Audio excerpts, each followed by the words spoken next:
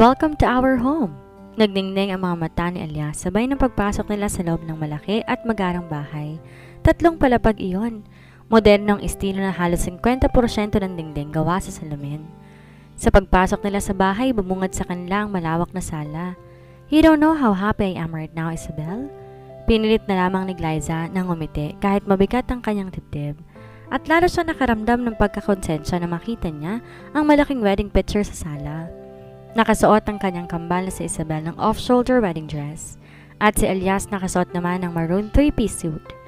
Matamis ang ngiti ng dalawa na halatang masayang masaya sa araw ng kanilang kasal.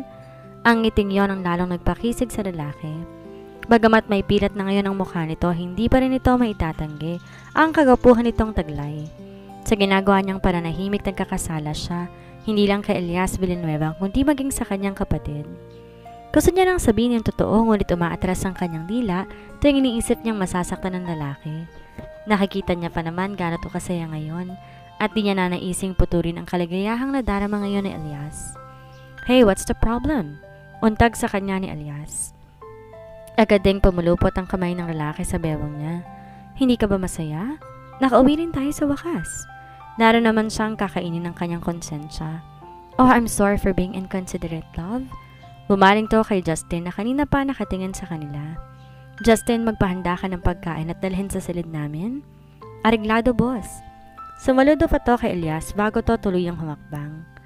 Naigiya siya ni Elias patungo sa ikalawang palapag kung saan naroon ang master's bedroom. Nagpatianod na lamang si Glyza. Na makapasok sila sa loob ng silid, bumungad sa kanila ang malawak na silid. King size ang malambot na kama. Mula sa glass wall makikita ang garden at swimming pool.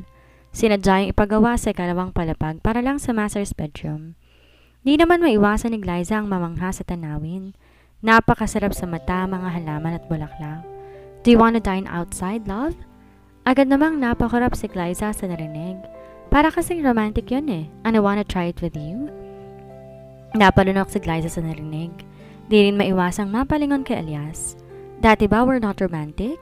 Tingin ko naman na bibigyan kita ng romantic date noon pero tingin ko rin marami akong pagkukulang sa'yo. Sobra ako naging busy sa trabaho noon. Lumapit to at tinawakan ni Elias ang kanyang mga kamay. Ngayong kasama na kita, babawi ako. Di ko nasasayangin pang bawat oras na kasama ka. Tagos sa puso ang masuyong tingin ni Elias. Ngunit alam ni Glyza na hindi para sa kanya yon. Umawang ang labi ni Glyza para magsalita, ngunit natigil siya na mag-ring ang cellphone sa ibabaw ng bedside table. Napabuntong hininga namang bumaling sa cellphone si Elias. Gayunpamay na natili tong walang kakilos-kilos. Someone is calling. Hindi mo ba sasagutin? Si Glyza na rin ang bumitaw sa kanya. Tila naging hudyat na rin yon kay Elias para lumapit sa bedside table. Dinampot niya ang cellphone at nanatiling nakatitig doon. Nakaguhit sa mata nito ang pagdadalawang isip sagutin ang tawag. Ba't di masagutin? Kitang-kita ni Glyza ang pagdunok nito. It's not important? Nabitin ang sasabihin nito na muling mag-ring ang cellphone. Dala ng kuryosidad, agad namang lumapit si Glyza sa kanya at di nakaligtas sa kanyang paningin ang pangalan na nakadisplay sa screen. Walang iba kundi, Kuya Gabriel, it's your brother. Mahina niyang sambit. Agad namang napalingon sa kanya si Elias. Muli nitong naalalang nakita niyang liham na pagkakita ng babae at ng Kuya Gabriel. You know my Kuya Gabriel? Nanatili itong nakatitig sa kanya. Nagawa naman niyang gawing kalmante ang tinig. Di naman naiwasan ni Glyza ang pagkabog ng kanyang dibdib. Bigla niyang naalalang alam ni Gabriel Villanueva ang kanyang sekreto. Pinilit niyang umiti upang itago ang kanyang pagkabalisa. Hindi mo pa ba siya na ipakilala sa akin noon? Well, I haven't introduced you to him. Bakit? Di niya naiwasan na ma-curious dahil ilang taon na rin kasalang dalawa bago mangyari ang trahedya. Nasabi ko na sa iyo noon ang dahilan. Lumamlam ang mga mata ng lalaki. Di mawari ni Glyza ngunit tila may nakita siyang lungkot sa mga mata nito. Gusto kong marinig ulit. Napabuntong hininga si Elias. Hindi ko sila pamilya, Isabel. Parang ikaw. Malayo ang loob ko sa pamilya mo. Kasi tulad mo, I feel like I don't belong to them. Humapdi ang puso ni Glyza sa narinig. Don't belong? Walang ganun. Kusang humina ang kanyang tinig ng matanto niya. Tila biglang tumaas ang kanyang tinig. I mean, wala namang ganun sa magkakadugo, di ba? Napailing naman si Elias. Nagka-amnesia ka nga talaga. Di ganyan ang sinabi mo noon sa akin? Ano bang sabi ko noon? Muling umiling si Elias. Never mind, love. Huwag na muna natin intindihan ang nakaraan. Pero gusto kong malaman. Gusto kong maalala. Pumulupot ang kamay ng lalaki sa kanyang bewang. Huwag na muna ngayon, okay? Kung meron man akong gustong ipaalala sa'yo, yun ay yung magagandang alaala lang. Akmang magsasalita na sana si Glyza na muling mag-ring ang cellphone ng lalaki. Yoy walang iba kundi ang kanyang Kuya Gabriel ulit. Ngunit sa halip sagutin ni Elias ang tawag, walang alinlangan ding pinindot ang decline button. Ba't di mo sinagot? Paano kung may importante palang sasabihin sa'yo ang kuya mo? I'm not comfortable talking to him or to any of them. Di pa man din nagagawang sumagot ni Glyza ay muli nag-vibrate ang cellphone ng kanyang kaharap. Nang buksan ang mensahe, hindi yun nakaligtas sa mata ni Glyza. From Kuya Gabriel, I hope you're okay, brother. We're very worried for you. Tila na antig ang puso ni Glyza sa nabasa, ngunit tila naman di naapektuhan si Elias. Nalatiling walang emosyon ang mukha nito kasabay nun ang pag-turn off nito sa kanyang cellphone. Akala ko ba gusto mong bumuo ng pamilya? Napalingon naman sa kanya si Elias. Yes, pangarap natin yon.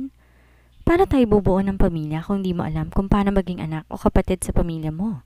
Nangunot ang noon ng lalaki. Kaya nga bubuo tayo ng pamilya para... Mabilis na umiling si Glyza. Di na rin ito hinintay na matapos ang kanyang sasabihin.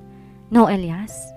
Dapat unahin mo munang ayusin ang relasyon mo sa pamilya mo bago ka bumuo ng sarili mong pamilya. Kadugo mo rin sila. Hindi mo alam kung anong nangyari pero sigurado ko mahalaga ka sa kanila.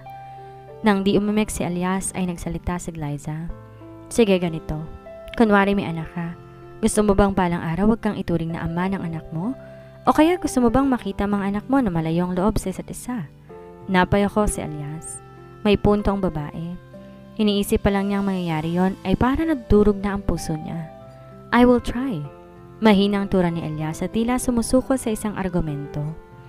Humawak si Glyza sa kamay nito dahilan upang mag-angat to ng tingin. Asahan ko yan. Nakapaskil ang ngiti sa labi ng babae. Pinilit naman niya ang ngumiti. Alright, gagawin ko. Gagawin ko para sa'yo. Di mawari ni Glyza, ngunit tila ba nakaramdam siya ng tuwa. Namalay na lamang niya na yumakap na siya kay Elias. Naramdaman naman niya ang pag-aplos ng lalaki sa kanyang likod. Nang humigpit ang pagkakahawak sa kanya ni Elias ay tinagilid niya ang ulo upang makahinga siya na maayos. Ngunit sa ginawa niyang yon napunta ang tingin niya sa dingding kung saan nakasabit ang isang malaking litrato. Napatitig siya sa litratong bagamat kawangis niya ay nasisiguro niya na ang kakambal niya iyon. I am sorry, Isabel. Pahiram muna ako ng buhay mo. Sasabihin ko kay Elias ang totoo kapag alam kong handa na siya. At ngayon palang patawarin mo na ako dahil babaguhin ko si Elias. Ilalapit ko siya sa pamilya niya. Ugong ng kanyang isipan. Makalipas sa ilang sandali muli niyang sinambit sa kanyang isipan ang nilalaman ng kanyang puso. At pasensya ka na rin pero darating ang araw na ipapakilala ko sa kanya ang mga anak namin. Sorry Isabel but this time I need to be selfish. Di na iwasan ni Glyza ang mailang nang lumabas siya ng banyo at mabungaran niya si Elias. Tanging kulay abong silk pajama lamang ang suot ng lalaki. Wala itong pang-itaas sa damit na tila binabalandra sa kanya ang matipuno nitong pangangatawan. Tila nanayo ang lalamunan niya na mamasdan niya ang six-pack abs nito na tila kay sarap haplusin. Kasaluyan itong nagsasarin ng wine sa baso na lumabas siya ng banyo. Tanging puting roba lang ang suot niya. Idagdag pang agad niyang nakuha ang atensyon ng lalaki. Agad din gumuhit ang ngiti ng lalaki na magtamang kanilang mata. Wanna have some wine?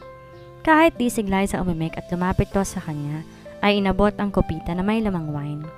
Nang itaas ni Elias ang hawak itong kopita, tila nagkusang loob siyang inuntog ang basong ibinigay nito sa kanya. I don't know kung kailan ka pa nahilig sa red wine, but I'm willing to adjust with the changes. That's how much I love you, Isabel. I am always willing to embrace everything, and you, including changes. Gumuhit naman ang pilit ng ngiti sa labi ni Glyza bago siya tumungga sa hawak ng kopita. Napakaswerte naman ni Isabel, ugong ng kanyang isipan. Napakaswerte dahil nakahanap to ng lalaking wagas ang pag-ibig sa kanya. Pumulupot ang kamay ni Elias sa kanyang bewang dahilan upang matigil ang tumatakbo sa kanyang isipan. Masuyong tumitig sa kanya si Elias. Kumikinang at tila ba puno ng pagmamahal. Nasabi ko na ba sa iyo na napakaganda mo? You're beautiful with your bare face. In my eyes, you are the exact definition of the word gorgeous. Di naman naiwasan ni Glyza ang pagguhit ng ngiti sa kanyang labi. Bolero? I am just stating the fact. Whatever. Muli nitong nilahad ang hawak ng kopita. More wine, please. Nakangiti namang inabot ni Elias ang bote. Naratiling nakahawak ang isa nitong kamay sa bewang ng babae, tila mawawala to kapag binitawan niya. Thank you. Gumuhit ang ngiti sa labi ni Glyza bago tumangga sa kanyang kopita. Naratili naman nakamasid lang sa kanya si Elias. Nang maubos ito ang laman ng kanyang baso, marahan kinuha yun ni Elias. Agad naman siyang napabaling sa lalaki dahilan upang magtama ang kanilang mga mata. Napakurap si Glyza nang lumapit ang mukha ni Elias sa kanyang mukha. Ngunit nang tuluyang sakupin ng labi nito ang kanyang labi, napapikit na rin siya. Para siyang tinangay ng kanyang damdamin at namalayan na lamang niya ang sarili, tumutugon sa halik ng lalaki. Nahanap ng kamay ni Elias ang tali ng roba nito. Tila ekspertong kumilos ang kamay nito habang magkahinang ang kanilang mga labi. Tila naman may sariling isip ang katawan ni Glyza dahil natagpuan na lang niya ang sariling tumingala upang hayaan ang malayang paglandas ng labi ng lalaki. Pakiramdam niya ay nagbigay ng boltahe ng kuryente sa kanyang kaibuturan. Sandali namang natigil ang lalaki. Muling tumaas ang halik nito patungo sa kanyang punong tenga. That is something new again. Mahinang bulong nito. You call me Elias. Naparunok si Glyza. Naramdaman niya ang pagkabog ng kanyang dibdib na tila anumang oras, maaring malantad ang kanyang sekreto. But I like it anyway. Ginawaran siya ni Elias na magang halik sa kanyang tenga. Tila nabuhay ang init sa kanyang kaibuturan. Nang muling dumaos-dos ang halik ni Elias, napapikit na lamang siya. Nagpatangay siya. Hinayaan ni Glyza ang sariling matangay ng tukso. Nakakainis mang isipin ngunit malaking bahagi ng isip at puso niya ang may gusto sa kanilang ginagawa. Kahit nang dalhin siya ni Elias sa kama at marang ihiga doon, hinayaan lamang niya yun. Di niya namalayan na naging mabilis na ang pangyayari o sadyang nalunod lamang siya sa sensasyong kanyang nadarama dahil namalayan niyang wala na ring saplot si Elias. I love you so much, Isabel. Tila nagpantig ang tenga ni Glyza sa narinig. Mali na magpatangay siya. Kapag hinayaan niya yun, muli lamang siya magkakasala sa kanyang kapatid. Marahan niyang tinulak ang lalaki. Tila naman nagulat si Elias sa kanyang ginawa. Hindi ito tama. Agad namang nangunot ang noo ng lalaki. Alin ang di tama? Marahan tong umiling. Walang mali sa gagawin natin, Isabel. We're married, remember? Gumuhit ang pagtutol sa kanyang mukha, ngunit bago pa siya makaimik, nagsalita si Elias. Oh please, wag mo naman akong bitinin. Napanunok naman si Glyza. Napaiwas na lang siya ng tingin. Tila bumalik sa alaala niya isang gabing namagitan sa kanila noon. Masakit yon, ngunit walang kasing ligaya ang nadama niya pagkatapos. Tila nabuhay ang init sa kanyang dugo. Gusto niyang maramdamang muli ang nadama niya noon, ngunit mali iyon. Tila sumisigaw sa isip niya na ang ginagawa nila ay isang kasalanan, isang pagtataksil. Marahang iniharap ni Elias ang mukha nito sa kanya. Masuyo siyang tinitigan nito. Mukhang masyado kitang binigla. Kapag hindi ka pa handa, I will wait. Kinintalan siya nito ng halik sa labi. Di mawari ni Glyza pero may bahagi niyang gustong tumutol at tila mas nangibabaw yato yon dahil namalayan na lang niyang siya ang nagpalalim ng halik. Naramdaman niyang tila natigilan ang lalaki ngunit nang yakap na siya sa batok nito, tuluyang nawala ang agam-agam nito. Nang maramdaman ang pag-aplos ni Elias sa kanyang katawan, napaungol na lamang siya. Umarko ang kanyang katawan. Tila naman naging hudyat yon kay Elias upang gawin na nito ang dapat gawin. At tuluyan silang nadarang sa tawag ng laman. Nagising si Glyza, masakit ang kalamnan. Pakiramdam niya'y binugbog ang buo niyang katawan. Napaigik siya na maramdaman niya ang sakit ng kanyang balakang. Gosh! Nakangwi siyang bumangon sa pagkakahiga. Agad din niyang pinulupot ang kumot sa kanyang dibdib upang patakpan ang kanyang kahubdan. You're awake! Nang bumaling siya sa pinagmulan ng tinig, bumungad sa kanya si Elias. Nakasuot to ng puting t-shirt at jogging pants. Maaliwala sa mukha at di malang kakikitaan ng pagod. Agad ding lumapit sa kanyang lalaki. Nakaguhit na matamis ng ngiti sa labi nito. Thank you for last night. Kinintilan siya nito ng halik sa labi. Napakurap siya. Nakaramdam siya ng pagkailang ulit tila ba hindi naman yun napansin ni Elias. Elias? Last night was really incredible. Tila naman nag-init ang mukha ni Glyza nang maalala niya ang nangyari. Hindi niya mabilang kung nakailan silang dalawa kagabi. Kung hindi siya nagkakamali, inabot sila ng madaling araw. Tila kasi punong-puno ng enerhiya si Elias at siya naman tong marupok kay daling bumigay. Sa halik at haplos nito, "How are you feeling?" Humalik to sa kanyang balikat at tila ba nagdulot iyon ng kuryente sa kanyang kaibuturan. Agad namang napatikim si Glyza. Na makuha niyang atensyon ng lalaki, pasimple siyang umismid papalayo. Kung hahayaan niya kasi ang pahalik-halik nito, ay baka kung saan na naman yun mapunta. Anong oras na? Kasabay ng tanong niya ay ang paggana niya ng kanyang paningin. Mula sa glass wall, kitang-kita niya ang liwanag sa paligid. Mukhang tinanghali na siya ng gising. It's already 1 in the afternoon. Napasinghap siya. Ganon siya katagal na tulog. Ganon katindi ang pagod niya para makatulog siya ng ganon katagal. Hinaplos ni Elias ang kanyang pisngi dahilan upang mapakistot siya at matigilan siya sa lalaki. Gusto mo na bang kumain? Malambing ang tinig nito at kitang-kitang sensibilidad sa mga mata nitong nakatitig sa kanya. Yes please, pero pwede bang maligo muna ako? Ngumiti ito bago nagsalita. Perfect, I already prepared your bath. Ay! Impit si Glyza ang napatilin nang bigla siya nitong kargahin. Tila nag-init ang kanyang pisngi nang tuluyang malantad ang hubad niyang katawan. Hoy! Pinalo niya to sa balikat. Ibabaha mo nga ako? Huwag kang malikot, love. Hayaan mo na ako. Alam ko namang masakit ang katawan mo eh. Pero ang baho ko. Naglikod siya upang makawala, ngunit lalo lang hinigpitan ni Elias ang pagkakahawak sa kanya. Gumuhit din ang pilong ngiti sa labi nito. Hindi I actually love it. That's our scent. Ibabaha mo na lang ako. Wala ba akong suot o nakakahiya? Di na bago sa kanya na ang tanging suot niya ay pares lang ng bikini. Ngunit iba ngayon ang sitwasyon at ngayong may namagitan ng muli sa kanila para nawala lahat ng tapang niya sa katawan. Come on, love. I've already seen and devoured it. Hindi mo kailangan mahiya? Bago pa siya makaimik, marahan siyang binaba ni Elias sa bathtub. Tila naman nakaramdam ng kaginhawaan ng katawan niya na maramdaman niyang maligamgam na tubig. Lalo siya nakaramdam ng kaginhawaan ng maamoy niyang lavender na nakahalo sa kanyang panligo. Gumuhit din na matamis ng ngiti sa labi ni Elias na mapansin niya na gustuhan niya ng babae. Thank you rito, Elias. Pwede mo na akong iwan? No, love. I will assist you until you're done. Nalaki ang mata ni Glyza kasabay ng pagbaling niya sa lalaki. Hindi na. Mabilis niyang sagot. Kaya ko na to, hindi naman ako baldado eh. Bumuntong hininga naman ang lalaki. Just let me, okay? Mas panadig ako kung nakikita ka. Alam ko masakit ang katawan mo. Paano kung madulas ka at mabagok? Kitang-kita ang pag-aalala sa mukha ni Elias. Napaingos na lamang si Glyza. Ay sus, ang sabihin mo, gusto mo lang mamboso. You know I don't need to do that. Whatever. Pagtataray niya bago siya nag-iwas ng tingin.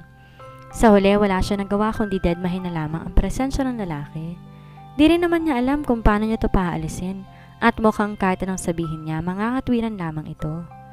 Pinanindigan naman ni Elias ang tinura nito. Todo alala ito sa kanya. Mula nang umahon siya sa bathtub hanggang sa pagbabanlaw niya ng katawan, halos ito na rin nagpapaligo sa kanya. Kahit na magsuot siya ng damit, hindi siya nito iniwan. Grabe ka, kaya ko naman maglakad. Reklamo niya habang buhat-buhat siya nito palabas ng walk-in closet. Napili niya tong isuot ng isang floral maxi dress. Di naman yon pinansin ni Elias. The food is already ready. Do you have any other request? Marahan siyang binaba ni Elias sa upuan. Buong ingat siya nitong ibinaba na para bang isa siyang babasaging bagay. Na magsimula silang kumain, todo alalay pa rin sa kanya ang lalaki. Kulang na lamang, subuan siya nito. Elias, pwede bang humingi ng pabor? Lakas loob ni Glyza ang turan habang abala ang lalaki sa paglalagay ng pagkain sa kanyang plato. Sir, what is it? Naparunok naman si Glyza bago siya umimik. Si Shera sana. Gusto ko sana magkaroon ng rescue operation para hanapin siya. Hindi niya maaaring pabayaan ang kanyang kaibigan. Kahit mukhang malabo ay may bahagi pa rin ng puso niyang umaasang buhay ito. Yes, meron na, love. Bukod sa mga otoridad, inutusan ko rin ng mga tauhan ko. Pagkaalis natin sa isla, sinuyod nila ang karagatan kung saan siya nahulog. Bumalong ang pag-asa sa kanyang puso. At may balita na ba? Napabuntong hininga naman si Elias. Elias, I'm sorry, pero hanggang ngayon, hindi pa rin nahahanap si Miss Galvez. Pero wag kang mag-alala dahil hindi sila titigil.